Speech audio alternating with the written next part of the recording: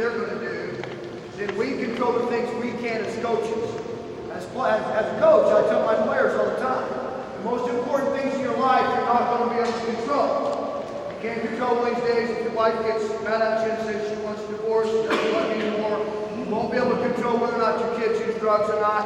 You try to do that the whole time you teach them.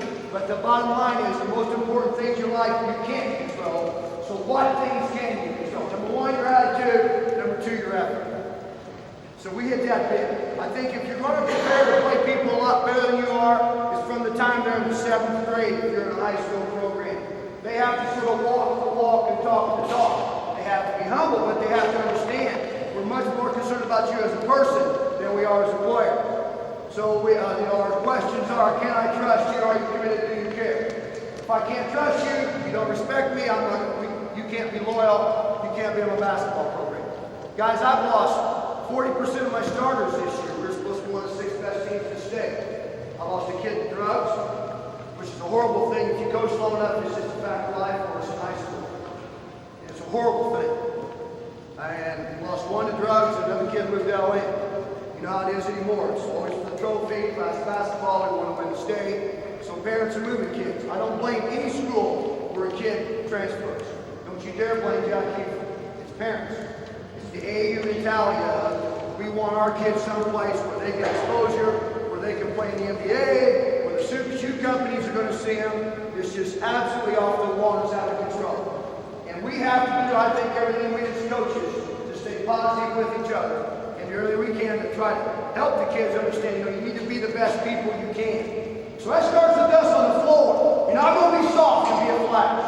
We're not real tall all the time, but this show I got 16 kids going to be pretty good at Purdue. He's the best player I've ever had. But normally we play with 6'2", 6'3" white kids, and we play in Marion County against some of the best players we have in 16 and 20 Division I's we play against every year. So we always feel like we're way behind this going in. So what we do is we take, first of all, soft is never allowed. You're soft if, number one, you don't box out. Number two, you don't talk. Number three, you don't run. Number four, you allow your teammate to do something you can do. You're a bad teammate if you do that. You know, you're not going to shoot the ball, we're going to crack the table, we're going to start a senior, hey, put my ball. You put your own basketball. You have a responsibility to take care of yourself for the whole group. So that's sort of the mindset and attitude. Forgetting, never allowed. You take your best shooter, you set up a play for them. They won't forget where to go to get the shot. You take the same kid, and once you box out on the backside, he'll forget to do that. It's because it's not important to him. He's soft. So, I think you have to set your own parameters as where you want your kids on this type of stuff. Excuses, we don't want excuses. It's too easy to compare yourself to someone else. My goodness, how can you compare yourself to Harry? He knows more basketball in 5 minutes than I've ever heard in my whole life. And it's just outstanding that a guy like that will come in here and talk to us about the thing. But we never compare. The first thing we say is compete. Because, on paper, when we're reading out the Star News, we don't have a chance. So we tell them right away, well, for every opinion, there's a butthole that goes along with it. So you sort of do the math from there. So we don't get into who we play, whether number 1s, 3s, 5s on them. You can't do that. We just want to compete, be the best we can, both on and off the court, give an effort, feel good about ourselves at the end of the day. The way you go through it, that's all. I didn't know anybody never talked to you guys before. My daughter was really know about your coach, who's an outstanding coach. Now, once you guys play and you have fun, what's one of the 3 reasons you play basketball? It's fun. If your kids can't say that, then you're making a mistake. And you can be the greatest task person in the world. You can be the greatest coach in the world. But if your girls can't look at you, or look at each other, and enjoy each other, and learn from each other, and mainly have fun, then they're going to be the guys and the girls that are going to end up with the drugs, that the parents are going to be on your cases because they're not getting enough shots. Because when they go home, they're gone. They go to all these people that know more basketball than we'll ever know. Their parents, their aunts, their uncles, their grandpas, the guy at the barber shop. So every time they leave me, we must do this. I thought you did really well today. You have trouble with the back door pull, you get that. They always have to come in the office. I want to see their eye. I want to talk to them. I want to touch them. When they come in the office, they can shut the door. Coach, you got a problem. know what? That's really what this is all about. Thank you for running that. If you're missing that opportunity, I'm an old coach. I was at Carmel. I coached Coach Freeman. I mean, I've been around for a while. If you're missing that opportunity, then why are you spending time away from your wife and kids to be around other kids? If you don't engulf those people, be your responsibility also. And enough on that. I just think that's the most important thing we need to do as coaches, is try to just give it back to them. Give them as much as we can. Give them every opportunity we can. And that goes from preparing for games. I'm lucky. I have all kinds of assistant coaches. I've been in Smallmouth for 21 years. When we started, we had 700. Now we're going like crazy. We're up to 2,300. And I've got 1, 2, 3, 4, 5 assistants. 2 freshmen, 2 JV, all that stuff. They all have jobs, and we never use the word I. It's always we. When we're in a meeting, and a coach did something, it's never, why did you do that? It's why did we do this? It's got to be we on everything you do. It can never be I. With your coaches, with your players, with whoever. Because, you know, I've never scored a bucket. I've never got a rebound for our team. The kids do. The reason I'm here today is I've had some pretty good players. I've had kids what we do. The team he was talking about, not very good. Don Washington is a redshirt freshman starting at Ohio State. He wasn't a crippled kid. He was a really good athlete. I had some other kids that could really shoot the ball out here. So, I mean, you know, any success we've had at coaches, I think, number one, we owe it to our assistants, to our middle school people, and everyone that's keeping these kids involved in basketball, and we get them. And we get to put our stamp of approval on them, make them better people. And then number two is the players. And whenever you get into all this, you can't ever praise people enough. You got to shake their hands, you got to touch them, you got to talk to them. They're still just kids, and they don't know how to compete. Just understand, the majority of kids in high school do not know how to compete. They don't know how to play at this level. They don't know how to play at the college level. They don't even run the floor hard if you don't put a stopwatch on them, because they are the video game, the ice cream kids.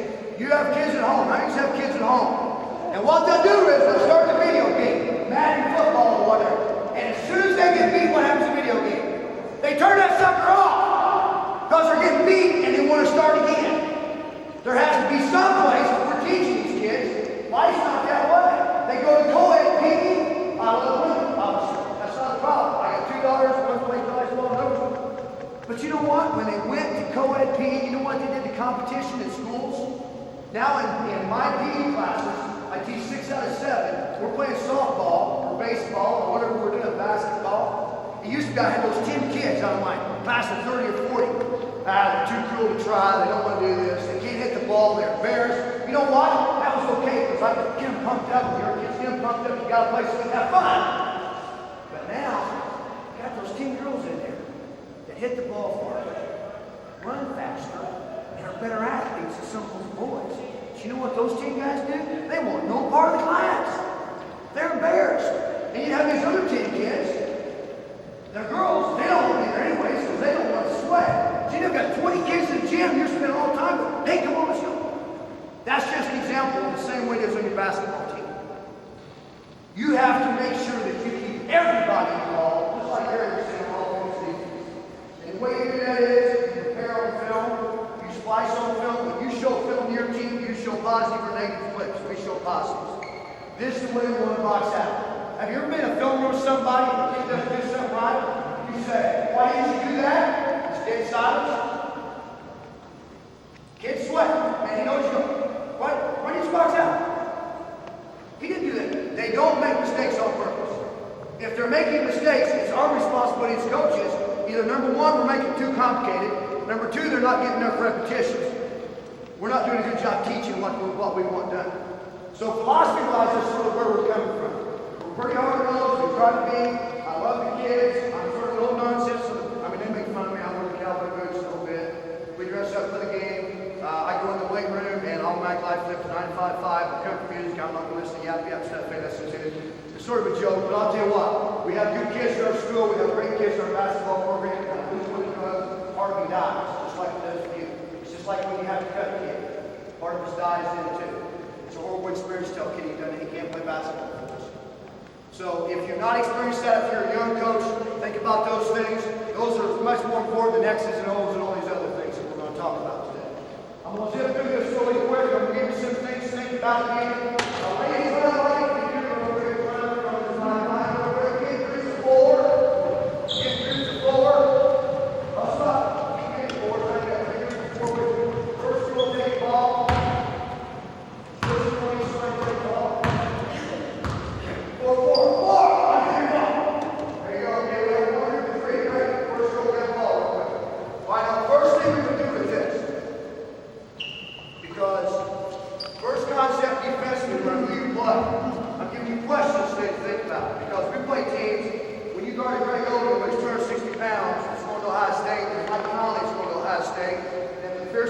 foul balls, and they're bringing subs off, they're going to play division or basketball. You need to control what you can control. As a coach, you can control your defense.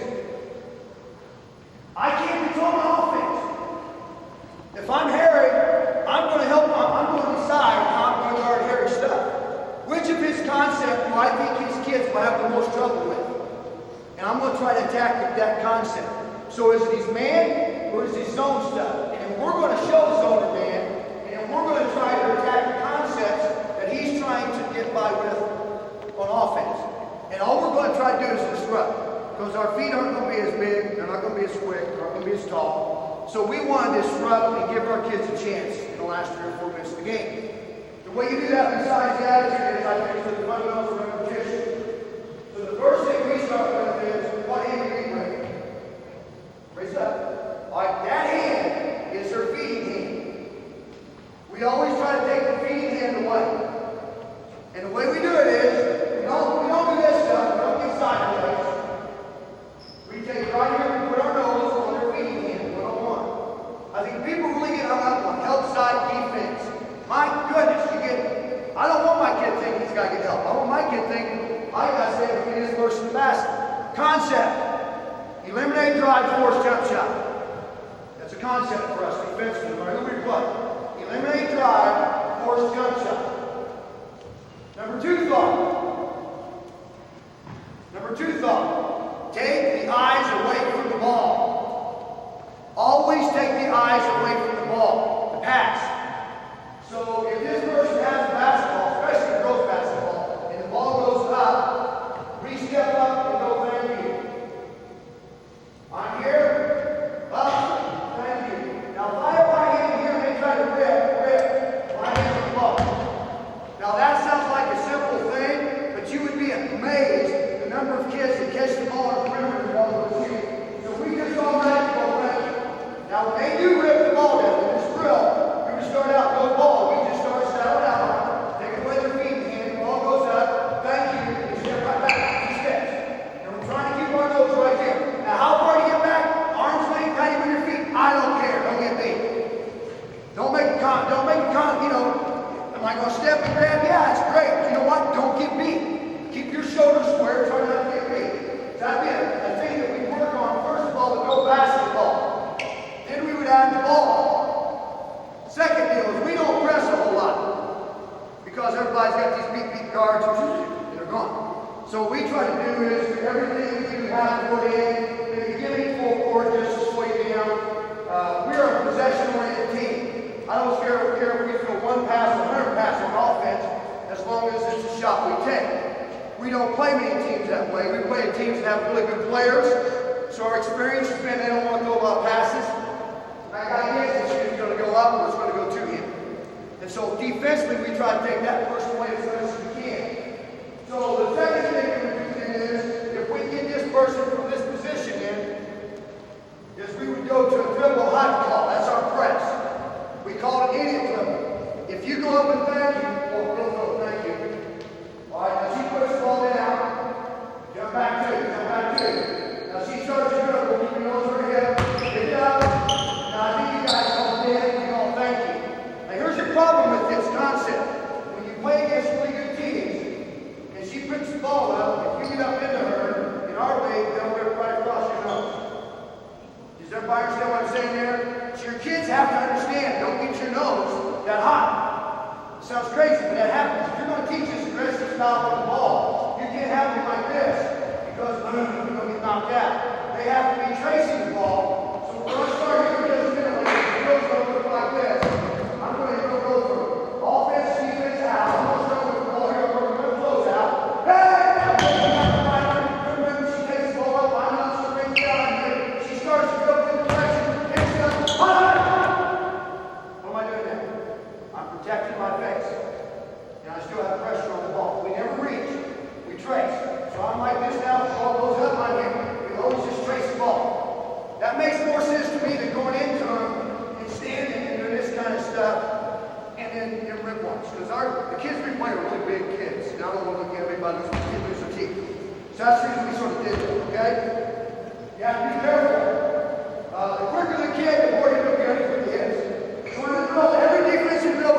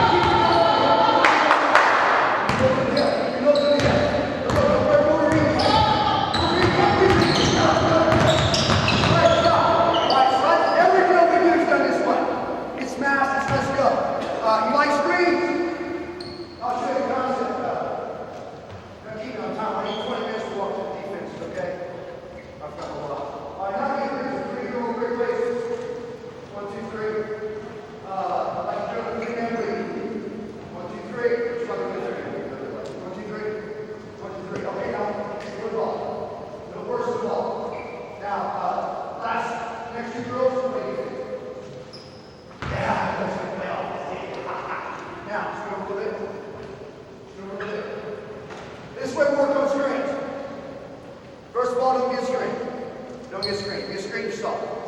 But they're going to get screened because they're going to get lazy. Just understand there's always going to be slippers. So you keep it simple. So we work on screens full bore. And my kids, we practice, they have fun. I have fun.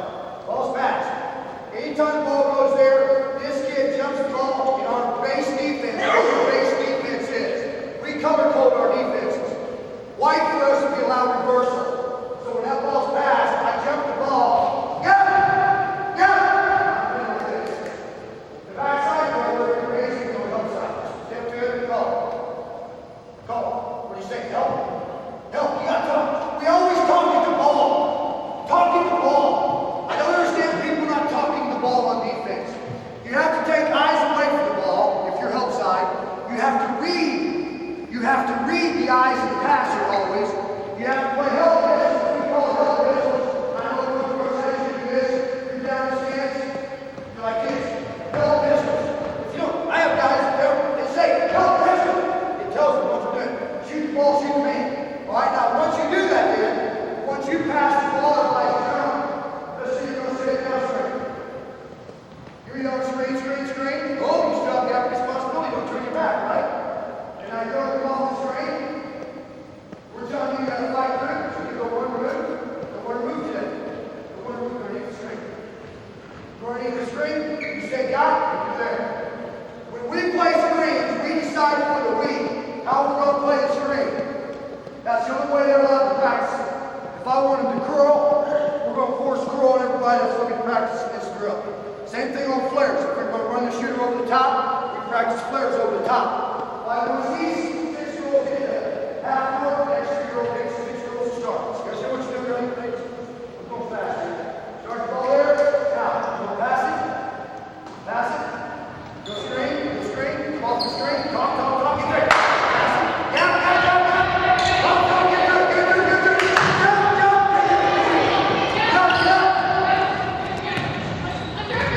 Jump. All right, everybody's got the idea. We're going to do that with all screens.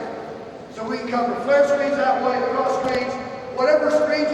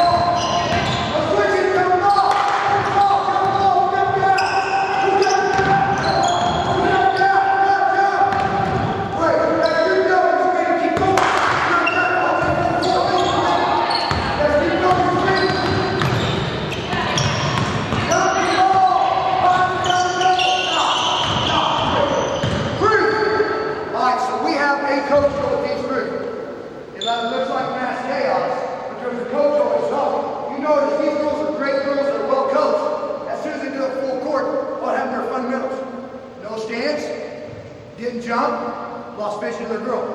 This stuff is tough. It looks easy, but it's tough. We try to make sure every drill we do is very taxing on them physically, and it's very taxing on them mentally.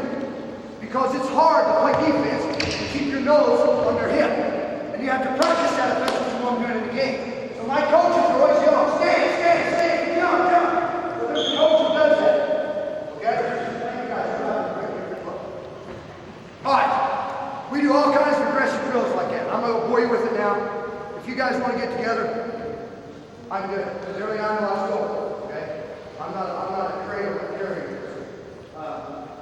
My home number, my office number right now, let me give it to you what I'm thinking about, is 317-803-5565, and you're going to get all kinds of homework. I don't know what's on there, some kind of voicemail for me telling about school, but you just leave a message, I'll get back to you. Okay, now I'm going to show the concept. What we do is, which I guess is unique from talking to other coaches, like I said, everything I know I stole. So green defense for me would be minutes on line, up the line, all that stuff. We try to do as much as we can out of the main. White defense would be running help from the backside and close wing pretty tough. Bobby Knight type stuff. Blue defense would be Patino stuff, where we kind of ball goes to the wing, point drops where we help in the post. I'm going to show those just because we teach it as a whole first, so everyone understands. We may play it. We would never go into a game trying to play out any defense out of our man. We would pick two ways, and one of them is our base. Whatever you choose is your base. You have to have defense that when the score's tied and you got to get a stop, you can say, this is our best defense, let's do this one. And the kids all understand what that means. So that's really important. They got to understand this defense is fun and it's something they can all do. I mean, five right on the ball. Now, first of all, I don't know what your philosophy is with shell. We never practice shell 4 out, 1 under. Like if we're going to play Keith's team and they're going to run 4 out, 1 under, we will run shell 4 out, 1 under. If we're going to play a team that's going to play 3 out like this, maybe with 2 posts inside, we would do that. In our league, we don't play people in places like here. They all got big kids. I mean, they aren't going to play 8 kids, 16 kids on the floor much. And so we normally have to really be concerned with how we guard the wing, how we guard the post. So this would be what we would call white defense. Post up, please. So the ball would go to the wing, stop. You would have help on my side, right here. You'd have help. You'd yell post. You'd yell wide or touch. Gap. You got to help. You got to help. You might help this sports in, ready to cover up. There's nothing new there. If this girl would be down lower, below the volleyball line, defense goes to the right side, help just on the backside, step up. That's right. Always stay right over the goal. That's what we call white defense. White to us means help from the backside. And this person's going to play pretty tough. We want pressure on the ball. Because when you do this, then you're like here, I'm ready to play a place where I'm trying to help. Now just a thought, because we have to be concerned with boxing out always. I think as coaches we have to sell them on the fact that offense sells tickets, defense wins games, but free throws and rebounds win championships. You check your stats. Anytime you've won a championship or a big game, you took more free throws. You may not hit more, but you took more, which probably means our best players were in foul trouble. You took more free throws and you're out rebounding. Our goal is always to get 55% of rebounds. Any game, like that LA game was fun, we hit 13 threes and got beat. We had 13 threes and got beat. Oh, they took more free throws. So it's a possession issue. Free throws are a big deal in the game. So kids have to get ready to those fouls. But if this kid drives baseline, post goes traps, you rotate over, everybody drop, we're right there now. If a shot goes up, that's an issue because we play against these kids and catch it. Swing, post, down there, and hit the shot. So if she shoots, you're running down, wait a minute. Like it's going down. Because they're going to crash somebody from there. If you don't do that, that will help you rebound eventually if you play help on the backside. Don't keep 2 on the ball if the shot goes out. Is that pretty good? Okay, play back. So that would be white defense for us. The ball go back up top, she go here. Now again, I'm not here to tell you where you got to find open top, or because we do all the drills with the ball's pass, step. Reality, you get pitched over,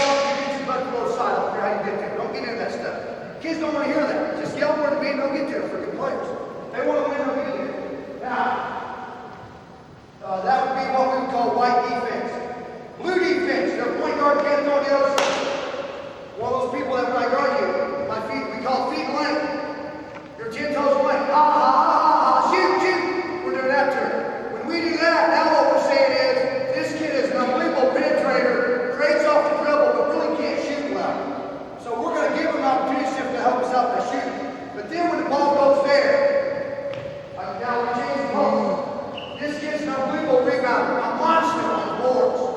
Well, I think, first of all, when they come down the floor, you don't meet them down here. When those guys come down the floor, we meet them here. Bang! And if the officials let us, we play them like this. If they don't, we'll play them like this. If it's a foul the third time, I'll play them like this.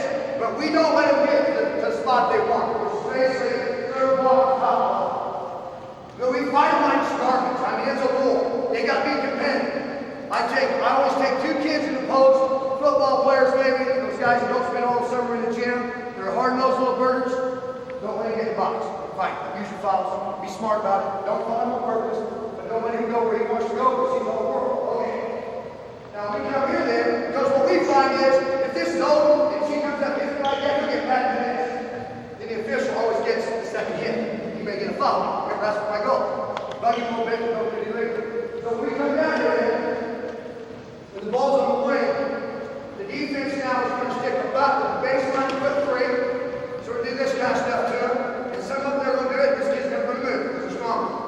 But this little guard's coming here now, taking everything away.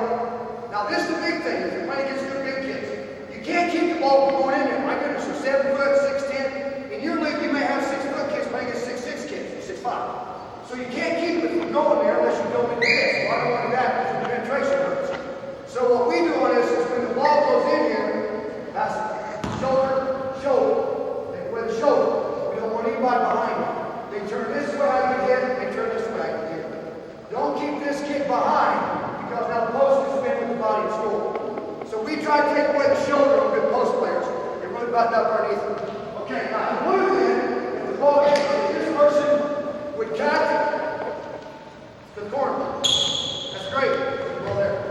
I just stay here. Remember this kid's not shooter. Ball strong. Ha ha ha ha. Fill the top, please. Now hold on. You can go to your room. She's going to go outside. Understand? Go to anybody you want. Ha ha ha ha. We just take this kid sort of little boys, helping out the post. That's what blue defense would be. That's our points help. Okay? All right, bring it back, please. We may have 2 kids on the other team. Last Lawrence Northern, the kid was so big. You guys understand, 7 for 1, 260 pounds. We had to take 3 kids to try to sandwich him. So we had to pick 2 kids that we played blue. Blue to us meant we weren't going to guard those guys past 10 feet. Now, obviously, the coach gets people really smart. If anybody does this to you offensively, you can really mess them up by it. Again, if they're doing that, take it worse. If they're doing that, they're coming past it. If they're helping them. That's okay, the third thing we're going to do is we got white off the backside, we got blue on the top, and we play red. Now, high school basketball, most teams you play, if you're going to win, they have 2 kids that can shoot. I'm a firm believer in that. Those other 3, let them load up their 3 threes. That's a great shot. So, red, that's going to come from her. So, if the ball will go to her, she's a great shooter, I'm closing out, and I don't play her red. I'm playing her normal. So, in scouting, what would happen if we were red in the whole team? That also, we wanted to shoot outside. I would step, take a great shot, and I would have the person back. Hey! What do you do? What you want me to do in a game of simple plays now? You would pass. Isn't that right? Or you shoot. Isn't that right? Because that's what and so we would pick on a scouting report who we played with. Does that make sense to everybody? But when we teach the concept, we will always practice it for everybody on the team. If you're guarding someone on the wing, playing red post defense because the post always has to know where the help is coming from. Now, if the ball's there, the post is always playing here. And that's whenever, if you're whatever defense you're in, you have to take this easy look and play. On scouting report, your coaches need to do this inside who's got help in here with 16 kid. Because they'll come in here and that's where they'll try to feed from. Because they'll be here. The defense looks good, the ball goes there, and now let's stand for a while. So you go on playing here. You're with me, right, coaches? That's your job. You have to hide with your own defense. You have to hide with your defense to take away their offensive concepts. There's no gimmick to how to do this. So what we did is, what we've done is our goal is that our kids, we would show the whole defense, and then we would tell them to play according to ability. Is anybody on the way? You all are good shooters? You're lying. I let some of you shoot.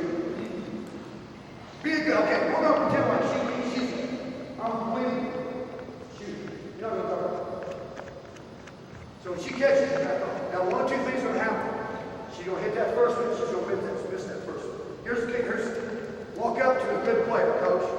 The next time you have a game, walk up to a leading scorer. Ask him, how many points you average in a game? 26.2. I average 46.2 points a game. So we're good, you average 26.2. Well, why would I want this kid to shoot? Because I want the ball to go on the glass and I don't want it to get. So I started picking my poise, I picked my concept. Man, you average 26 points. I hope you don't get 26 tonight. And she comes out there the first time, hey, shoot! And automatically, if that first few shots didn't go in, that collar can get tight. On good players, it gets tight. If you've coached for a long time, you understand what I'm talking about. They're playing for the scholarship, they're doing whatever. Don't think you have to always pick the worst player as the guard. Sometimes you can play games with the best player. And I think you have to pick your poison. When guard her, if you're going to post, you have to know going into every game. Am I guarding the outside or am I guarding the inside? You have to make that choice. Because if they have more talent, I don't think you can guard both well. You can guard individuals well. I don't think as a team you'll be as strong. Okay, so we got blue, white, red, and then green would be, we're going to speed you up half court. She's got the ball. I'm on the line, I'm on the line, I'm on the line, I'm on the line. We would switch all screens, switch all movements. So we just gave you 4 different looks out of our man. Great. All right, now then, the next thing we would do. Now let's look at this hole. We have to go through this. Every drill we do, we try to do 3 minutes. It's always full court as much as possible. Like I already showed you. So whenever we're here, then, we're going to trap the first pass. Run. Stop. Now, this person is called the interceptor front post. So when I necessarily touch it, this person's here. Run to here. You have who pass it for us. Here's what we do with this. This is their best. Eric Gordon from North Central. Sucker Superman, if you've never seen it. You can't guard him anymore. He jumps higher than Superman, he's faster than Superman. So we're guarding Superman this week. So we're going to do everything we can to bother Superman. So when the ball goes to Superman, I don't care who passes it, go trap Superman. If Superman dribbles, you stay on the track. You don't ever get up that track. Because the only reason we're trapping Superman is for him to get rid of the ball. When he gets rid of the ball, stop. It's the same trap. All you have to do is tell her, is she red, white? She's white, she's concerned. If she's a red player, you fake it or step back. The runner that went to trap runs off and finds and goes over where to go. Alright?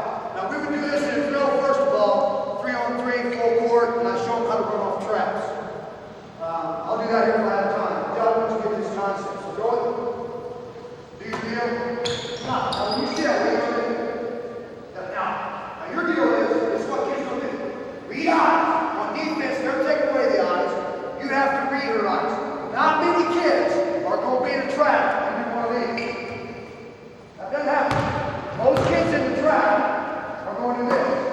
Even if they're good players, they're going to show you where they're going to throw the ball. Their shoulders and eyes will tell you. So these kids have to practice. Get below Superman. Now we're corralling the ball. You can dribble Superman, play. Top off when you go for skill. If you want to be able to trap the girl with the dribble, you better practice it. That's the hardest thing to do, is trap the person that has a dribble. Because you saw these girls, they got a little tight. If they have a dribble, you can't. That's one thing you score. You done. This kid's got a dribble, you can't trap. You can't trap strong. You can't make mistakes. That makes sense? You guys are talking. Why now? If we would be trapping the dribbler, we pick up here. We pick up here all the time. So all I know is difference. We start out. Now we can play zone from this alignment. We can trap from this alignment, or we can play those blue things for one. Some years I call it, like Harry does, get up, sweat, and call it defenses. Other years my point guard calls it.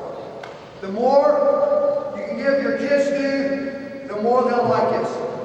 The more active they think they're involved, the more they'll like it. We have this jersey that we give every day in practice. The kids vote on at the end. It's the kid that was the most vocal, worked the hardest, and played defense. It's a blue jersey. Our jerseys are blue and white. We have a blue jersey that says pride on it. And I keep gets rid of that the next day. We want to support it, he gets it back. The kids all vote on it, practice it on the floor. It's a pride thing with us. We give away a pride pin. Pride to us is personal responsibility and daily effort. So you have to earn a pin. Right now we're in preseason. A kid will be picked by his teammates to be our most valuable player for the right season. That means that kid worked the hardest, turned in every assignment, did whatever he's asked to do, gave to other people, perfect student, gentleman, lady, whatever it was, we give that kid a pen like this to wear his lapel because we were sports coaches all games. He gets the first one. After the first week of practice, he gets to nominate someone else. Then it comes to coaches, and we vote whether or not we'll give it to him or not. So at the end of the year, if we've got 7 or 8 kids with pride pens, it's a big deal. They're hard to get. Because every coach on our staff has to unanimously agree that they get it. So that means if you're doing a box out drill where some kid in coach an attitude, he's going to do it. If Coach Everett heard that Tommy Jones didn't turn his math assignment because he got emailed, he's out. And the other kids don't know it. So it's sort of like, unforced pressure on that deal. Kids really get into it after a while if you make a big deal on it. But when we travel the ball comes over half the court, we would be here denied. We have denied. We play soft on the backside, middle floor. We would never run if we're running in front until 2 of these 3 points is over the line. So I'd like to dribble in and step over the line. Stop. No, dribble. Stop. Now, anytime after that, you can run out. But never run until she gets at least 2 points over. Some good guards will step out to get 1 foot over and back out.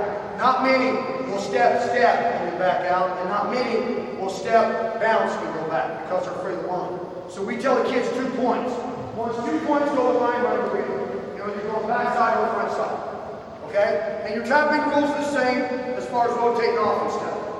So we would have trap and dribbler, trap first pass, a zone call that we're going to have, and then we would have whatever man defense we decide to put on our base man. We could show all that out of the zone. Back up to 2 3 plays. This team's really good, so we don't want to extend it all.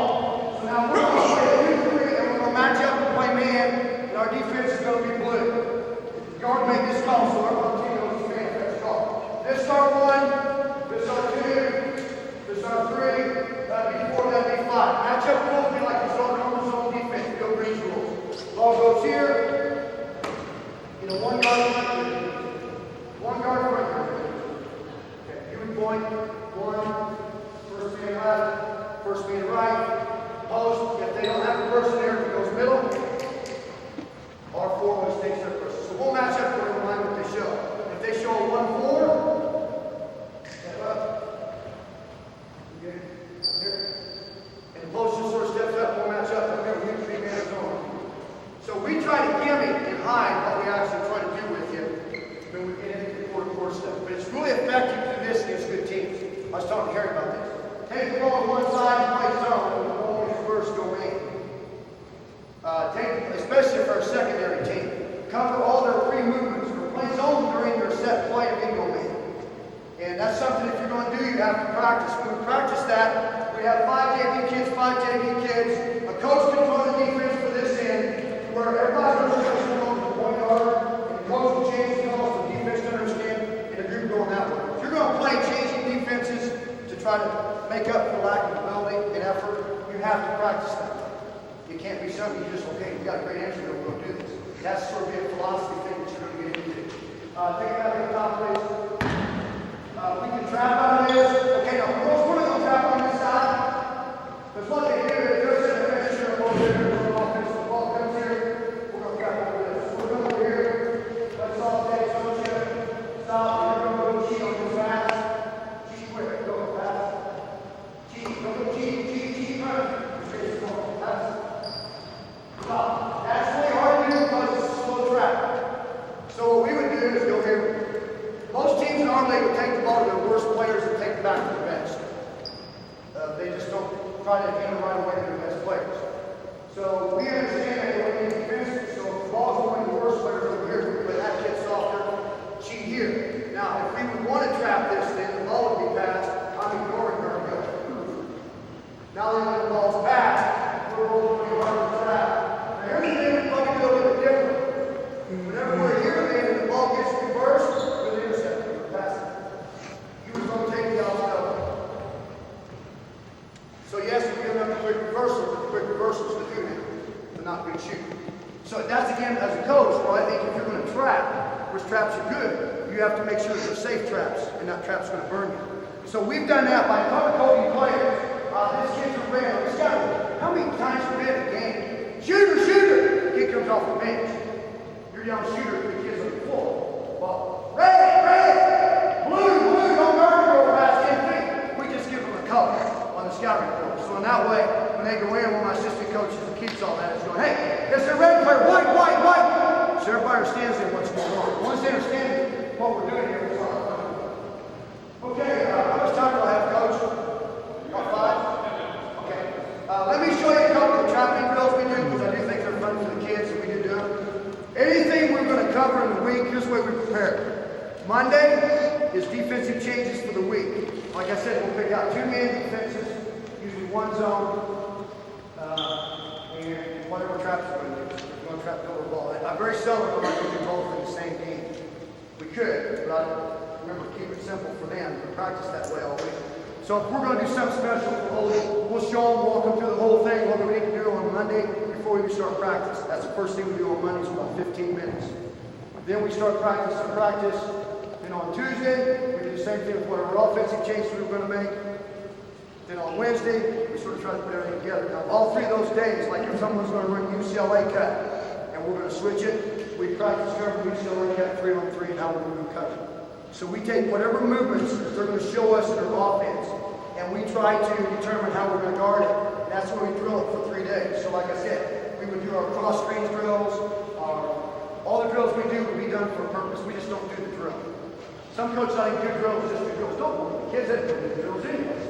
You have to explain to them why we're doing the drill, why it's important we do it, and how we get it done. The thing we always talk to our kids about are recognition, anticipation, and then execution. They have to recognize what's going on around them. I've been a head basketball coach, a head football coach, a head track coach, and a head tennis coach at high school level. The hardest sport to coach is basketball because of the quickness involved. The hardest sport to coach is basketball because they must communicate. The kids need to understand this. They go out and play left field baseball, they may bat 3 times, and the ball hits them the whole game. They don't have to talk to anybody. They come in, chew their tobacco, chew their bubble gum, and that's it. Basketball is not that way. It's a team deal. So we have to constantly remind them about it in all the things we do. Some drills we do just out of time here. We need 4 right there and 4 over here. Like I said, I don't like a lot of box out drills. I went down and spent a couple days with Dean Smith before he retired. I always try to learn from the best people I can get hold of. When you go to colleges, when you go to clinics, find people you like, call them up, and go talk to them one-on-one. That's the only way I've ever been able to learn anything. You get something for 5 minutes for something you're interested in. Keith says get with them. It's probably a good idea, but you don't really know if it's something you want until you actually break it down. I'm going to Vanderbilt in 27 with Coach Stallings because if you watch him play on TV, they're just like we are. They're playing Kentucky and Florida and all these teams. His athletes, everything's relative. His athletes are as good as we. Now I'm watching him run those sets in at Princeton and the passing game stuff. It's incredible. So don't find coaches necessarily right, but find coaches that you think their teams are in the same situation you are. And see if they're willing to talk to you. Because I've found that most coaches are really giving people just as much of their hayseeds like I am, so they don't like to talk a whole lot about what they have. And it's not because they don't know anything, it's just because they just aren't comfortable with people, I guess, adults. It's hard to talk to your peers and get into all this. Okay, in this row, I need before we go real quick, this is a thunder. Hold on, we got something. Let's go. Give me 6 down here, 6 up there. Perfect. This be for Jews. No shot, no break. You can't do it over there. No break. I'll throw the ball. The ball's on the bounce. So you can't go. Would you protect that place right there? Would you protect right there, please? There's no out bounce. There's no out bounce. So you're going to take the ball. You're going to close out and say shot. You have to shoot. I don't care if the ball goes in or not. We teach checkouts, so if you shot, boom, go get the ball. If the offense or defense gets it, whoever scores is out the drill. Out the drill means you come back down. You're on defense. If you win the drill, you get to go back up there. At the end of the drill, if you're here, you get water. If you don't, you get shoot 10 free. That's what we do. We try to make things fun for them.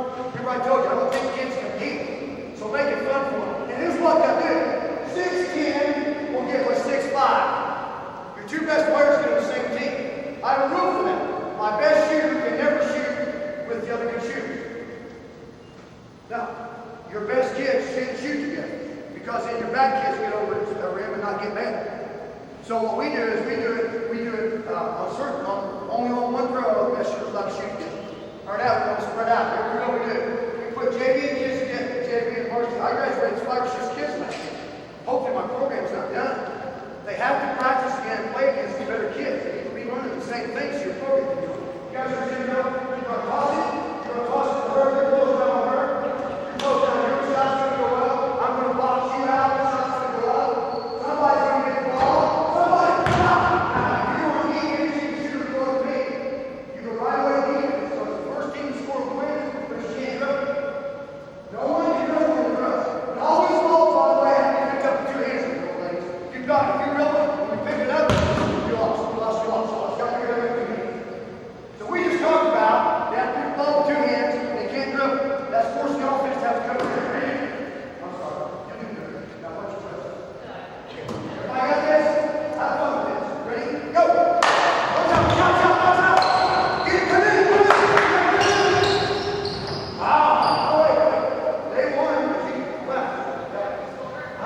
Whoever scored goes up, whoever didn't score goes back.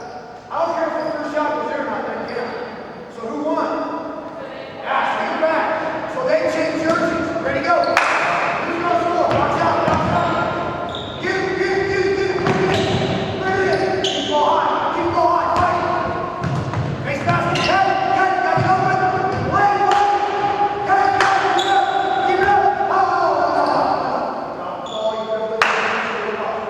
Okay, so that's a fun goal. And you're talking to them about how many guys have grabbed rebounds and bring the ball. You tell them to keep the ball high.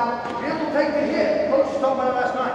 How many kids that hit 3-foot shots because they get bumped a little bit, the official doesn't call the call? So this is fun drill for them. Like I said, sometimes we get used to go from there. Put your lights down. Your release. Now, if everything we use rotate offense, defense out. Give your place. Now, we put these people in the wing. You can play closeouts, 2-on-2. We have a really hard time with our league. Kids don't understand that if you're running off the trap, they shoot three. You can't stop here. You have to run all the way up the line and box this throw out. The only time you cannot box this throw out is if she's running that way. If she goes that way, then you release and go get the ball. The long rebound is easy. It's sort of this and in. Or on this side or on this side. You're playing outside on her, you're playing outside on her. If I pass it, you can shoot it. You have to. If I shoot it, you both are going to box out. If I pass it to you, you two are playing 2-on-2. And you know your time. That's true. Okay? Shot. Box out. Get it. Play. Great. You two play 2-on-2. 2-on-2. Good job. Go ahead. One more time. Good job. Now, here's the deal. Like I said, my kids must compete. I think coach them. They don't get out of the drill when they get the ball. I'm going to let them not box out and they get out of the drill. Now here's our deal with box out. I told you I started thinking about soft. I call them over. Excuse me, I have no picture. And I call them over like this and I go, okay, you're not, I got everything over here to watch. Stopwatch, you're not getting down the court. You have to be in the half court together. 3 seconds, you're not in there. You forgot what you're doing. Are you sick? Are you hurt? Everybody thinks I'm talking. Sure. Guys on the bench knows anytime I put my arm on a kid, something's got 60 seconds. If he doesn't find that next speed, he's out of the game. If he doesn't box his person out, and that person gets rebounded, he just starts jogging the bench. Because again, that's not talking. That's a forget thing. If kids forget, I told you, they're not going to forget when they're supposed to shoot the ball. Why do I let them forget when they're supposed to box out? So mom and dad always say, oh God, he's saying good things to him, back on back. Everybody on my bench is going, oh, get him, kid, don't do it. They all know what's going on. That's tough. The parents can always see you love them. It's always love with the parents. But what you say to them doesn't have to give up. Okay? Oh, here we go.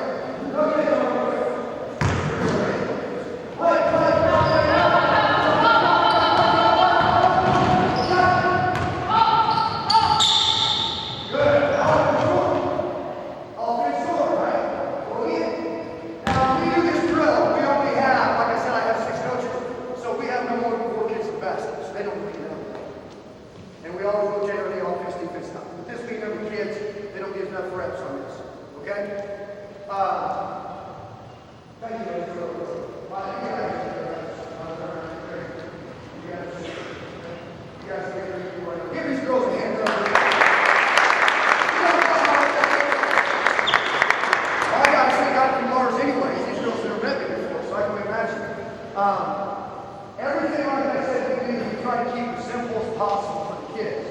Don't try to do something that you don't think will work. There has to be a respect and trust your kids have with you. They have to think and know that you've done everything you can to put them in a position to win. They have to know they have a chance. They can't know that if you can't win the game on paper, because you won't be so bad. There's a book out there reading, it's called How Full Is Your Bucket? I recommend it for everybody. You read that and it talks about how everybody you meet, everybody has a bucket, you have a dipper, and you either give it or take it away. As a coach, it's definitely your responsibility all the time to give to people. You have to make it positive for them because they're so negative with the experience normally. Thank you very much. Hope you picked up something, and I'm done.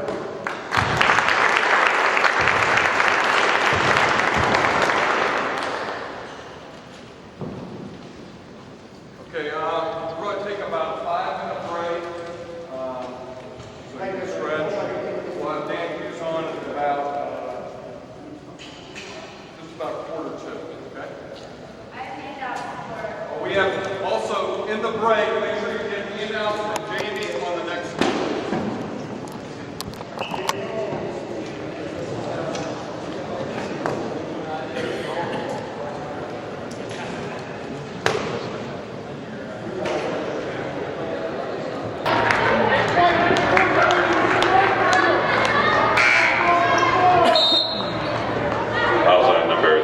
Alyssa Klein, third personal, 16th foul.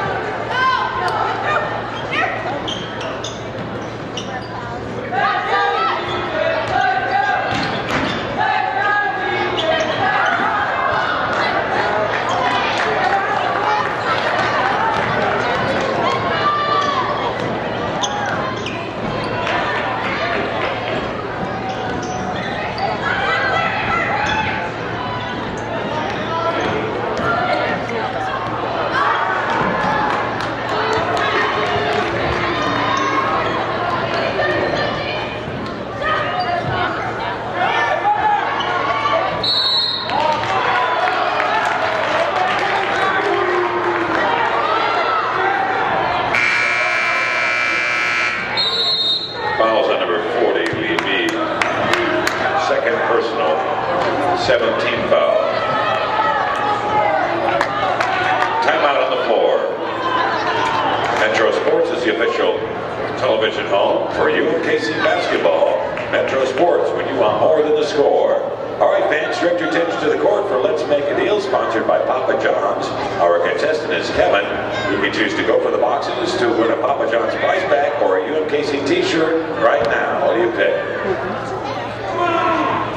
He's going to go for the boxes, all right? And he selects the blue box, is that correct? All right, let's find out, first of all, what was in the white box. Oh, look what you get ahead, Kevin, a UMKC pom-pom.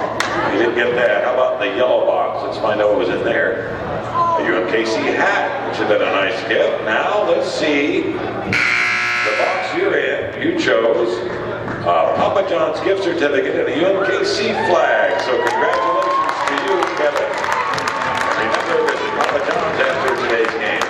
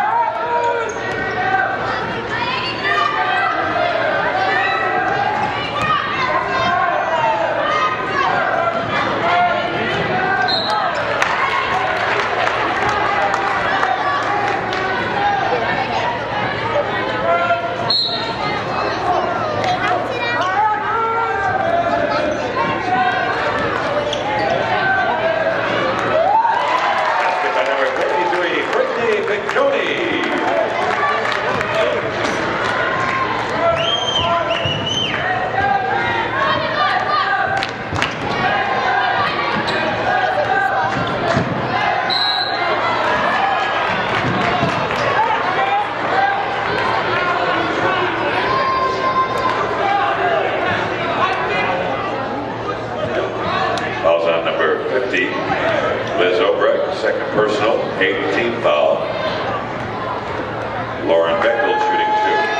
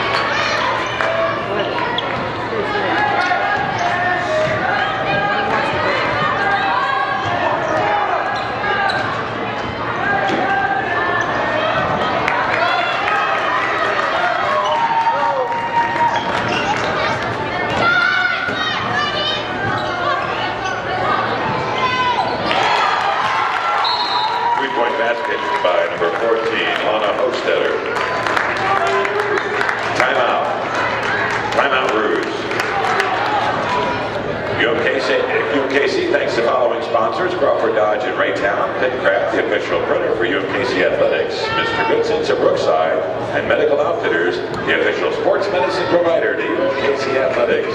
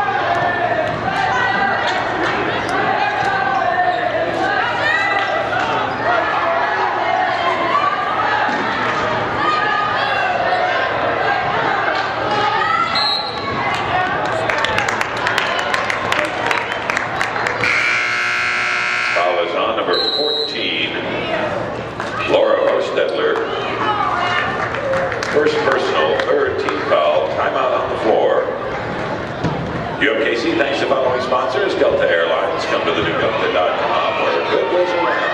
Enterprise Radar, Route 51. Coca-Cola, the official beverage provider to UMKC Athletics. And the Hurricane House, absolutely the best steak in Kansas City.